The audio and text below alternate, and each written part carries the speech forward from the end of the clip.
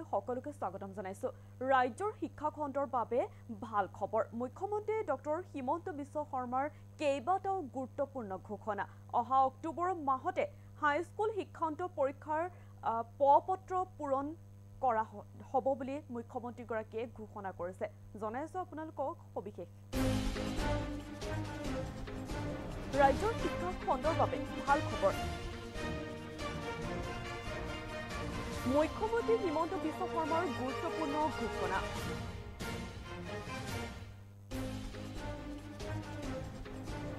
অক্টোবৰ মাহত হ'ব আগন্তুক হাইস্কুল শিক্ষান্ত পৰীক্ষাৰ পত্ৰ পূৰণ আৰু পত্ৰ পূৰণ হোৱাৰ পিছতে ফেব্ৰুৱাৰী মাৰ্চ মাহলৈকে অসমৰ গাঁওসমূহত নিশাৰ স্কুলৰ ব্যৱস্থা কৰিবলৈ আহ্বান মুখ্যমন্ত্ৰীৰ গাঁৱৰ স্কুলখন ব্যৱহাৰ কৰি গাঁৱৰ শিক্ষিত ল'ৰাই সেই গাঁৱৰ মেট্ৰিকৰ পৰীক্ষাৰ্থীক 5 মাহৰ বাবে পঢ়ুৱাব পাৰে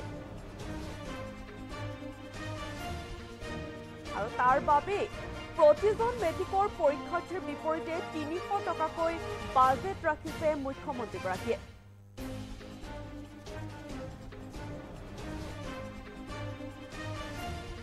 শিক্ষকসকলক প্ৰত্যক্ষভাৱে অথবা ছাত্ৰসকলৰ জৰিয়তে প্ৰদান কৰা হ'ব এই ধন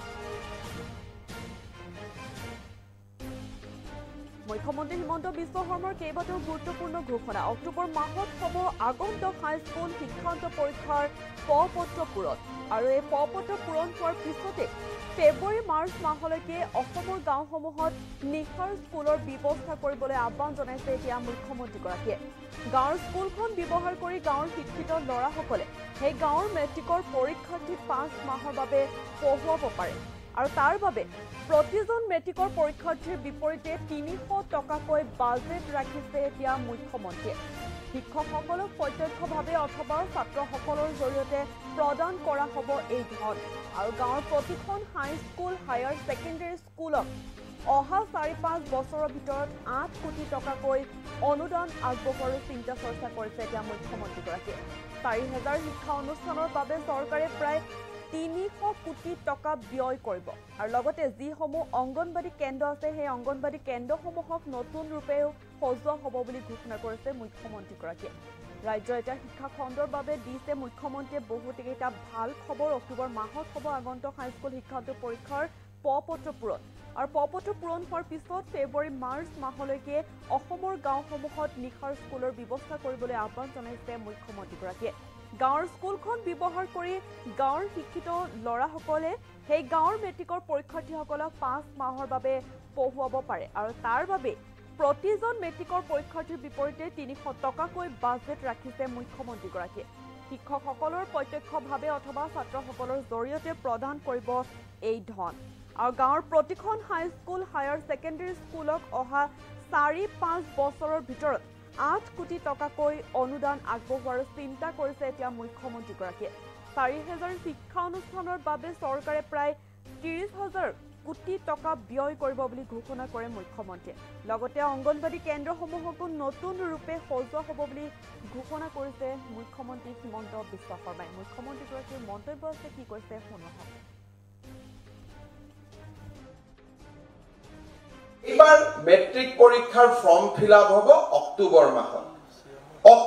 মাহত ফৰ্ম ফিলআপ হৈ যোৱাৰ পিছত ফেব্ৰুৱাৰী মাৰ্চলৈকে অসমৰ গাঁওসমূহত আমি নিশাৰ স্কুল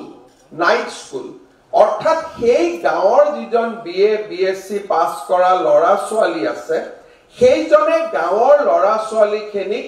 বিদ্যালয় পাৰ হৈ যোৱাৰ পিছত একত্ৰিত কৰি তেওঁলোকক স্পেচিয়েল ক্লাছ কৰাৰ ব্যৱস্থা কৰক কোনোবাই শব্দটো টিউচন ক'ব কিন্তু মোৰ মতেদি সেইটো টিউচন নকয় সেইটো যদি সেইটো টিউচন হয় তেলে গ্ৰীষ্মকালীন যিমান কেম্প হয় সেইবিলাকেও টিউচনৰ আখ্যা পাব ইয়াত প্ৰফেশনেল কাম কম থাকিব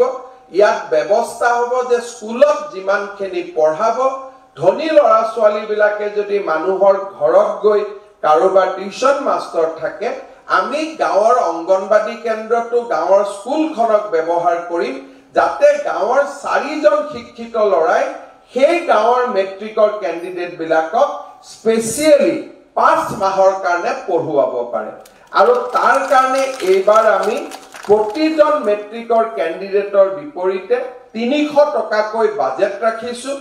শিক্ষকসকলক আমি প্ৰত্যক্ষভাৱে দিম বা ছাত্ৰসকলৰ জৰিয়তে দিম তাৰ বিষয়ে আমি পিছত আলোচনা কৰিম গাঁৱত যদি 50 জন ষ্টুডেন্ট আছে 2 জন গ্ৰেজুৱেট পাছ কৰা লৰা আছে তাতে এই 4 মাহ তেওঁলোকে মেট্ৰিকৰ লৰাখিনিক ভাল কৰি পঢ়াওক ভাল কৰি শুনাওক আৰু মই ঝাৰখণ্ডত নিৰ্বাচনী প্ৰচাৰৰ সময়ত এটা এনজিও চলোৱা এই বিদ্যালয়বিলাক চাই আহিছিলো বহুত এফেক্টিভ হয় সেই ধৰণৰ এটা প্ৰয়োগ এইবাৰ আমি অসমৰ গোটেই গাঁৱত কৰিব খুজিছো যে চৰকাৰে মাননি দিব গাঁৱৰ শিক্ষিত লৰাজনে 6টাৰ পৰা ৰাতি 9টালৈকে মেট্ৰিকৰ কেণ্ডিডেটখিনিক পঢ়ুৱাব আৰু আমি এই ধৰণে নতুন নতুন উদ্ভাৱনী চিন্তাৰে প্ৰতিষ্ঠিত চিন্তাক আমি প্ৰত্যাহ্বান জনাব খোজো আমাৰ গোটেই মোৰ 4টা বছৰৰ কাম কাজে হৈছে প্ৰতিষ্ঠিত চিন্তা এইবাৰ মেট্ৰিক পৰীক্ষাৰ ফৰ্ম ফিল আপ হ'ব অক্টোবৰ মাহত ফৰ্ম ফিল